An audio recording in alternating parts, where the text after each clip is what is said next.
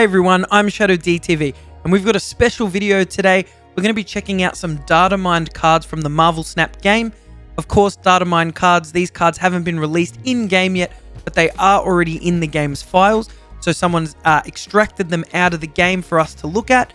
Of course, this is all subject to change.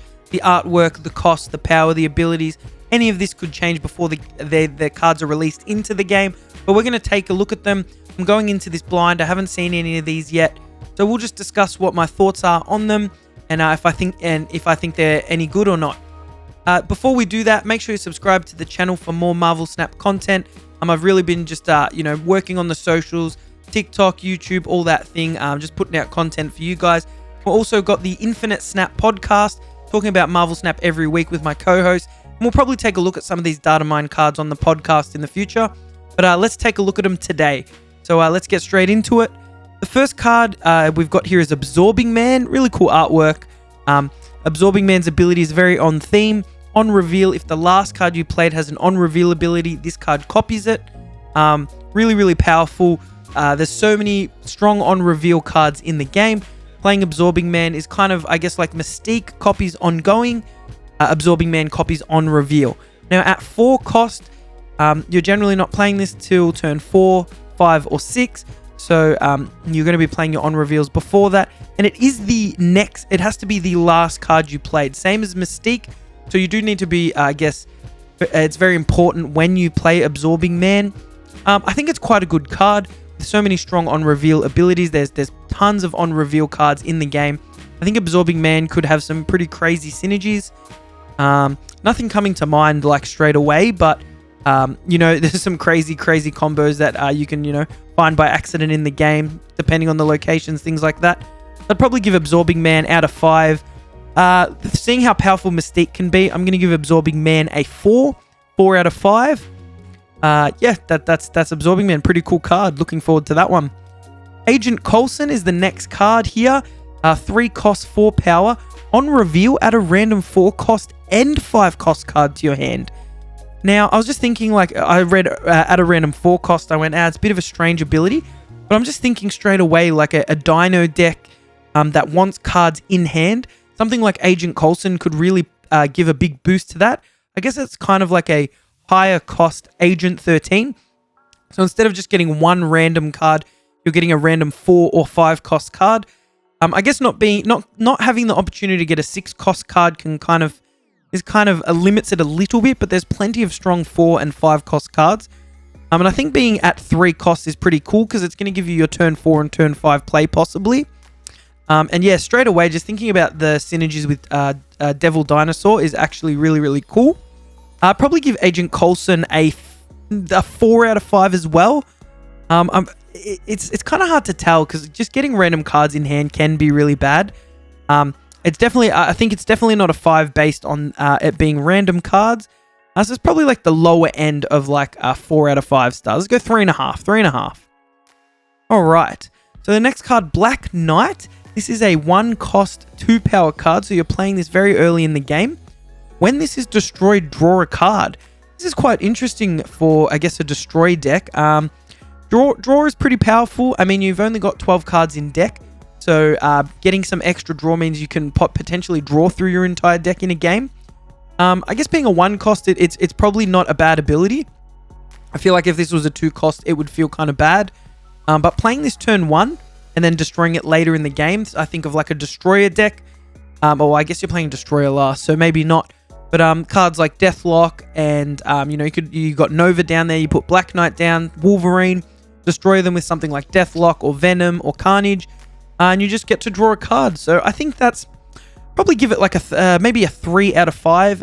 It really only would work in destroy decks. But yeah, I think that's quite a neat card. The artwork looks really cool. 3 out of 5. All right, Black Panther. Black Panther, beloved character by many. 4 cost for 2 power. Seems really bad. But on reveal, double this card's power. So that's very, very important to read that ability correctly. On reveal, double this card's power. So you're essentially wanting to get this card to a high power before it is played, which is an interesting mechanic. There are locations that can buff cards in your hand, but I'm thinking of things like Okoye and Nakia that can buff this in hand or in deck even, and then getting this out on turn 4. I feel like you really need to get Black Panther to maybe like 5 power before you're, I guess, considering it useful. I mean, even if you get it to 4 power, I guess 4 power for 8, 4 cost card for 8 power is actually pretty neat. So I guess, yeah, you really need ways to buff it. So, but the ability could, I'm just thinking with synergies and new cards coming out, that could be really easy to abuse that ability. And the artwork on that is absolutely amazing. I'd probably give that a 4 out of 5. It's kind of hard to tell because it really does depend on the cards that you can use to buff that number. But I can see some pretty crazy synergies in the future with Black Panther. Next, we have Blink. 3 cost for 1 power, also quite a low power.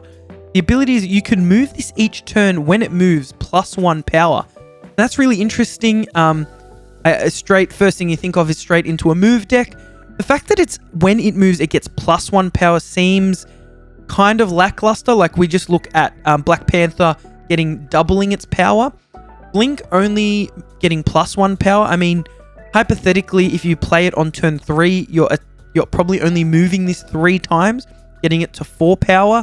And then, of course, you've got other cards to move this around.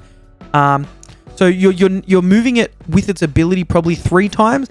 And then you've got other cards to move it around as well. So you're probably only getting this to like maybe 6, 7 power at best. Well, not at best. I guess if you're using things like Doctor Strange, Forge, you could probably get it a lot higher. But I'd say generally you're probably only getting this to like 6 or 7 for 3 cost, which is pretty good.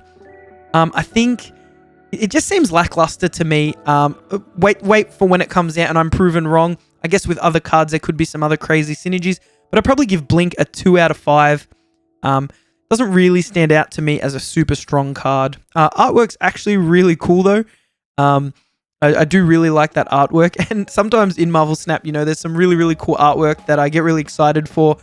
And then it's, not the best card, so you don't really get to use it. But yeah, so Blink, 2 out of 5. All right, Blob. Now, that artwork is amazing. I love that so much. 3 cost card, 4 power. So we got some higher power here. That's what we want to see.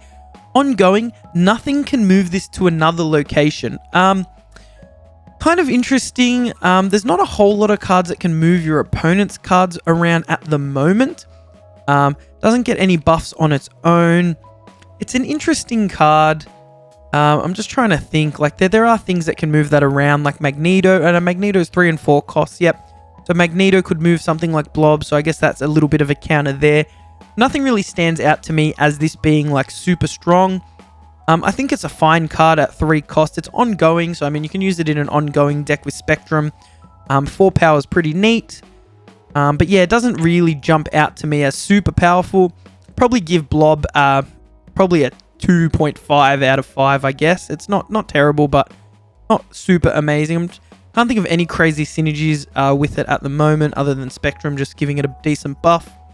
So yeah, we'll give it 2.5 out of 5. All right, Bullseye. Then that's some cool artwork. I really, really like that. You've got the cards in there. That's really, really cool. I really like the text as well. It's actually really, really cool. The kind of like splatter on that one. So on reveal, the next card you draw will be a 2 cost card. Then in brackets, if any are left. Very interesting. I guess you're playing that on turn 1 and drawing a 2 cost card. So I guess if you had, only 1 2 cost card in your deck, you could guarantee you draw that every time you play Bullseye turn 1. I'm thinking of like maybe Daredevil. You could just guarantee that you always pull Daredevil out on turn 2. Which I guess isn't that crazy because Daredevil's kind of... Actually, you know what? Completely forget Daredevil. Getting Angela turn 2 is actually pretty cool. I just think like drawing Angela late in the game is just... It kind of renders her a little bit useless. But getting her out, like playing a Bullseye, getting an Angela, playing a bunch of cards to buff her. You can use something like, like Beast to get her back in hand, play her again. That's actually kind of a cool synergy. I actually really like that design. Bullseye, let's give Bullseye I'm going to give it a 4 out of 5 just because of that synergy to guarantee you get that 2-cost card. That's actually really, really cool. Yes, let's go 4 out of 5 for Bullseye. Of course, guys, I'm giving these ratings with no prior knowledge to how good these actually are going to be. And of course, these cards could change. So it'll be interesting to look back at this when some of these cards are released and see if they're actually any good. All right, let's. So we've got Darkhawk here. That artwork is amazing. Got the wings out there. You can only play this at locations where you already have a card. For 1 cost 3 power, that seems fine. I guess so. You're not going to be playing this on turn 1. You're going to be playing it on at like earliest turn 2. 3 power for a 1 cost is like kind of strong, but I just think there's plenty of 1 cost cards with much better abilities than that. They might only be 2 power, but they can, buff themselves to 4, or they're, got other synergies. I think of cards like you can play cards like Hawkeye. You play a card their next turn to guarantee that it ends up at that power. I think it's kind of lackluster, Darkhawk. I'm probably going to give it a 1 out of 5, unfortunately, I think. Can't really think of any crazy synergies with that. Yeah, we're going to go with a 1 out of 5, unfortunately, for Darkhawk. Really do like that artwork, though. Dazzler, that artwork is really, really cool. Very colorful. Very neon. I like the neon vibe on that artwork. Dazzler is a 4 cost 4 power, so the power is not okay. Ongoing, if you have 4 cards at each location plus 8 power, that's a really cool ability. That's actually really, really interesting. So we don't really have a card that is affected by having a card at every location, full locations. I think there's plenty of decks that can definitely fill 4 locations. So I think it wouldn't be too difficult. Of course, it's got to be played in very specific decks, but I think Dazzler could definitely get that plus 8 power, getting it to 12. Thinking of synergies, that's actually really, really cool. Thinking of like aggro decks where you're playing tons of cards, you get a copy location, like Sinister London, you can fulfill that requirement very easily. It's ongoing, so I guess there are counters to that ability. But I actually really, really like that. I'm going to give Dazzler a 5 out of 5, to be honest. 12 power for a 4 cost is pretty cool. It makes me think of things like Strong Guy. Clearing your hand is probably, I guess, maybe a little bit easier to achieve. But you're still only getting to 10 power. And filling your boards means you're just like, you've just got tons of cards out there. So you're probably just naturally winning like a location in that sense. Your opponent's probably not playing that many cards to, guarantee they can win every single location. So I actually think that's really, really powerful. And Dazzler, straight 5 out of 5 for me. Yeah, that's actually a really, really cool card. I can't wait for that one to come out and try that one out. Guys, thank you so much for watching part 1. There's so many cards that have been unreleased that we have available to look at. So I think we'll leave it there and just call this part 1. Will definitely be a few more of these videos showcasing some of these cards and checking them out, giving my thoughts on those. So thanks for tuning in. Make sure you subscribe to the channel for more cool content like this. I really do hope you're enjoying it, guys. If you have any feedback for me, I'd love to hear it in the comments. I'm always trying to improve, the content for you guys.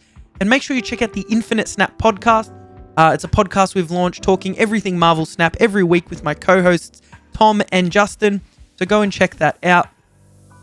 We've also launched a Twitter for the podcast, so Infinite Snap Pod, at Infinite Snap Pod. So go and check that out if you like to use Twitter. Never been a big Twitter guy, but I've really been getting into it lately. It's great for just interacting with people, staying up to date with the latest gaming news, things like that. So really enjoying that. But that's enough from me rambling on. Thanks so much for watching, guys, and I'll catch you in the next video. Peace out.